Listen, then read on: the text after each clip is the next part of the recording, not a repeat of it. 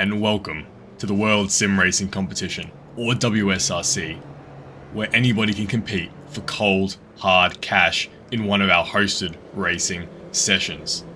Today we have the GR86s racing on Okayama, so let's have a look at what the grid order currently is. In first place we have Eldanuhi, in second Alvaro, third Juan, fourth Antoni, fifth Sebastian, and sixth Ricardo. Moving on to the next page, you guys are already making me water from this jump.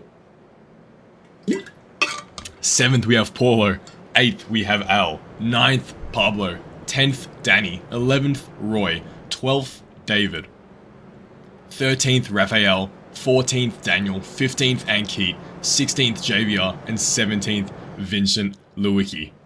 This is the current state of the grid as they go around for the formation lap.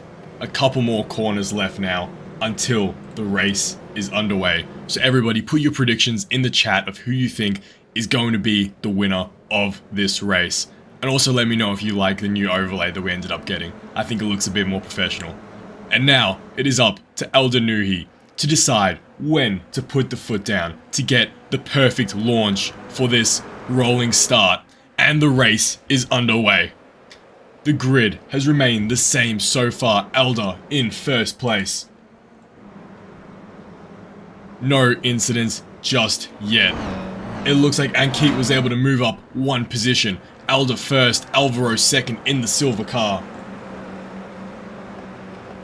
These races are all in a tight pinstripe formation. Everyone battling to see who can make the positions and get up one more.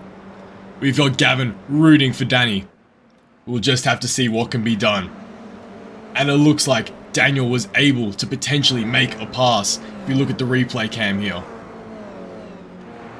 And he dives to the inside and is able to get a clean overtake through that hairpin. Brilliant racing. We love to see it. Back in with our leaders now. Elda, Alvaro, and Sebastian, the top three, are still in their same positions. But it looks like there's a bit of fighting happening, and Paulo is there's a massive spin out. I don't know who caused what, but that is a lot of havoc in the mid-center of the grid. There's going to be a big opportunity for people to make up a lot of positions there, and that's a big, big loss for those drivers who were caught up in that incident.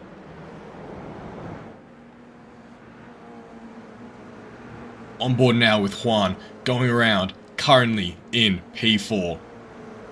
$10 prize pool, so he is going to have to move up 3 positions if he wants to claim P1 and take home the $10 prize.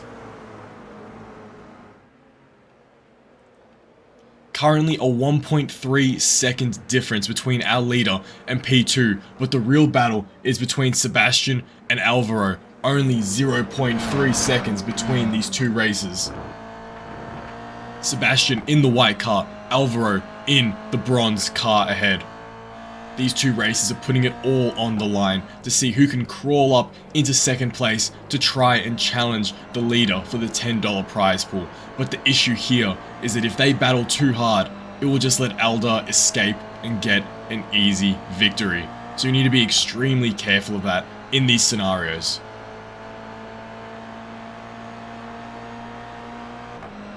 Big crash at the back of the field before that we saw. You hate to see it, but it's also good fun for viewing, so you can't say no to it. But that's very tough for the racers who had prepared all week for it, just to cop a massive crash like that. Sebastian is glued to the back of Alvaro though. He is right on his tail looking for the perfect opportunity to pounce. Let's get a little bit of a gyro view. We can't go into the cockpit because we don't deserve to be driving, but we'll take the passenger seat just for now. And it looks like Sebastian is able to take advantage of Alvaro's move. He moves to the inside, but will he be able to make advantage of it? And he is able to get a clean pass on Alvaro, and Sebastian is able to move up into P2 to now start challenging the leader, Elda. Now a 2.9 second gap from our leader, Elda, setting the new fastest lap time of a 1:42.657 a blisteringly quick lap speed. You look at the fastest laps from the rest of the grid. Eldar with a 142, Sebastian with a 144, 144 from Alvaro as well, only 0.2 seconds down, and Juan with a 143. But it looks like Alvaro's trying to come back on the inside, but Sebastian denies the move once more, because he wants to reclaim that P2 spot that Sebastian stole from him just moments prior. Juan is not far behind though. The battling has caused Juan to be able to move up, and he moves past Alvaro. Alvaro must have gotten a slowdown penalty, and Juan must have been putting in blisteringly quick laps to be able to push up now into third place, challenging second. So now we have a battle between P2, P3, and P4.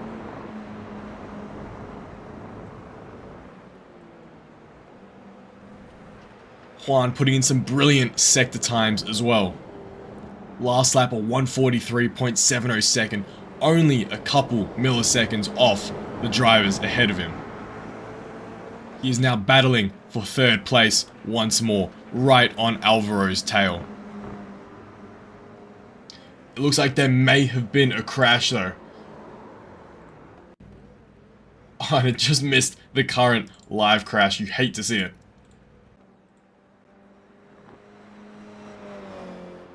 There we are, back with Xavier. Let's see if we can try and get that crash that we missed before.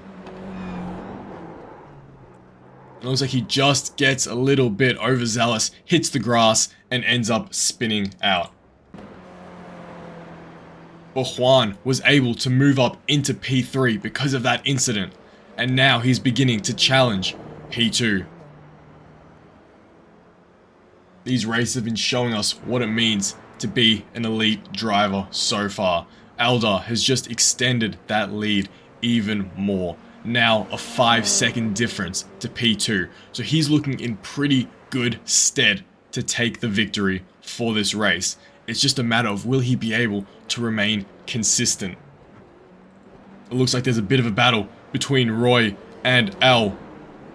The pack is quite tight together, the two green cars right side by side each other. Roy in the green goblin car and Al in the green car ahead. These two races are right by each other, so Roy's going to look to try and make a move and try and get something done to get past him to move up into 5th position.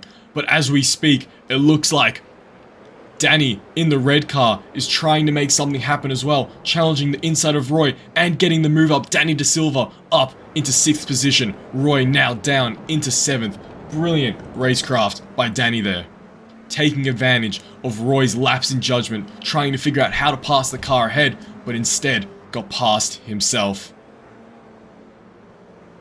The grid is quite tight despite being this late into the race. Only 8 minutes remaining now. Eldar's been able to make a significant increase.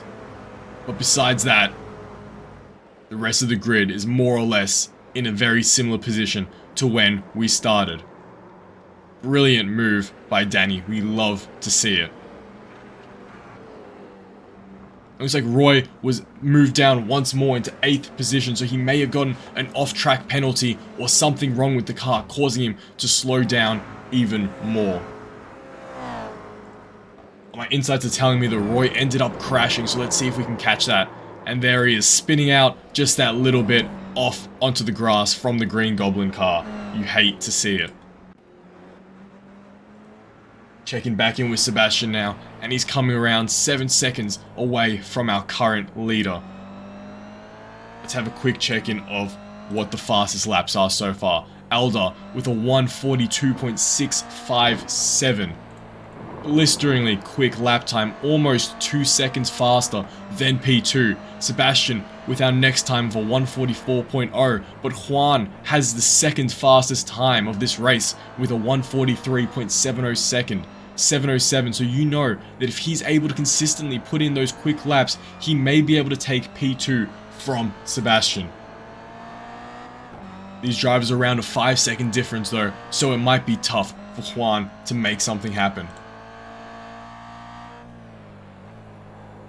Yeah, 4-second difference between P2 and P3, and now an 8-second difference between our leader and P2. The rest of the grid has split up a bit more now. 4th place is Alvaro, 5th is Al, 6th is Danny De Silva.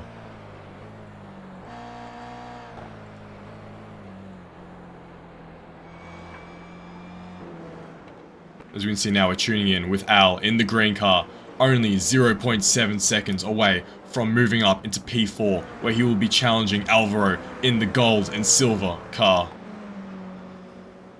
They need to move up into P1 to be able to claim the $10 prize pool that this WSRC race is currently running. The GR86s are running on Okayama. They've been racing for 10 minutes so far, only 5 left to go in this race. So it's a matter of persistence. It's a matter of being able to remain and compose themselves for the remaining moments of this race before it's too late. They're going to have to push hard to break a 9-second gap to our leader. So Alda almost has this in the bag. But as we've seen throughout this race, you could run into a back marker, you could crash, you could spin out. There are so many possibilities. So you can't count out anything. Nothing is guaranteed in racing, and especially in a WSRC race. It looks like Roy is slowly making his way back up the grid, now 0.4 seconds behind David in the black car, Roy in the green goblin car. Right behind him, putting that pressure as they head through the winding turns of Okayama. Roy is putting some pressure on him, looking to get something done. And if you're ever curious what these drivers were doing with their pedal inputs, you can actually see on the onboard telemetry part at the bottom of the screen there, you can see the gas and brake inputs. So you can really get a feel for how these racers are racing. Now, Roy in the slipstream of the car ahead that is black. He's looking to try and make a dive on this inside turn. He looks to the inside, but the car denies. He crashes into the side of him and he gets pushed off the track. Roy moves up a position and the other driver is now off the track. Was it a clean move, chat? What do we think? Tuning in, back with Al, still 0.7 seconds before moving up into 4th place. Alvaro has been able to maintain his distance and fight off Al so far, but there's only so much that a driver can take before you start getting lapses in your judgment and making mistakes. Al now only 0.6 second difference to the car ahead. If we tune in with our leader, Alda is still cruising with a beautiful red and blue livery.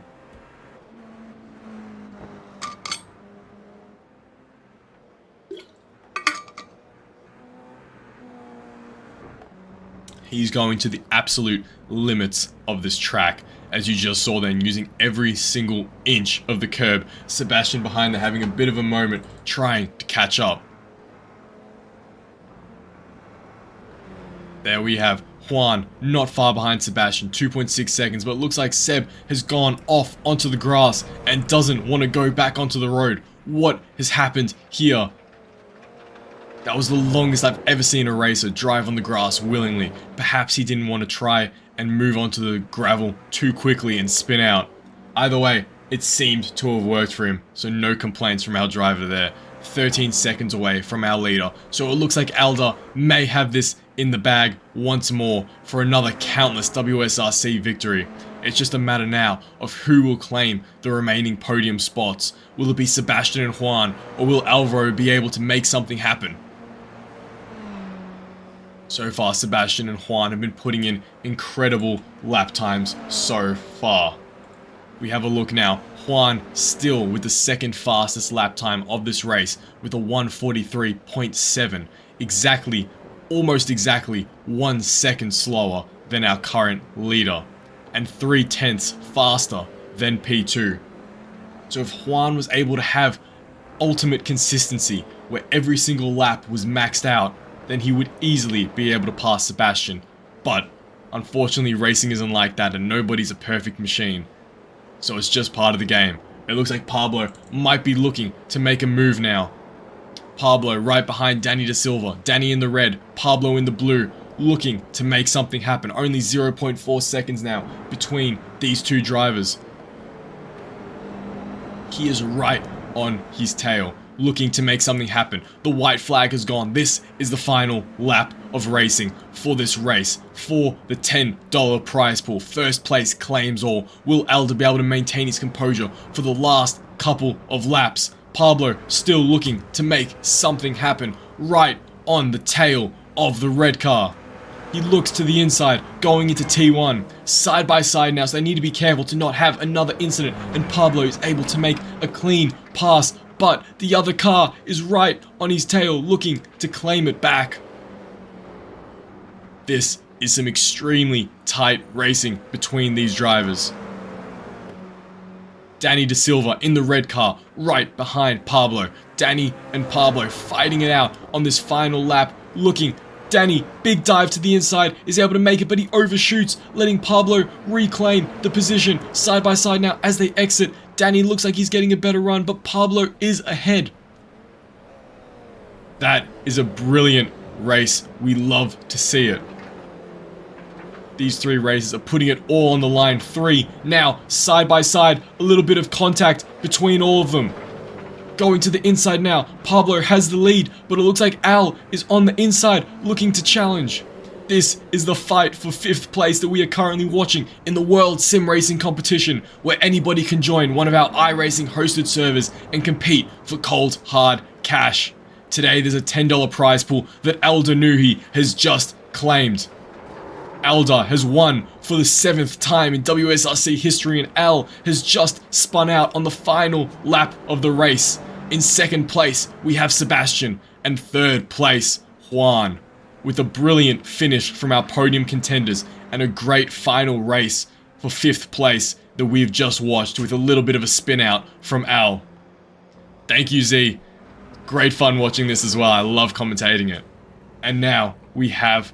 Oh, you have to get in a race. I look forward to watching you cross the line, making me drink as we finish the final lap. We love to see it. So let's get a look at those final results of the race.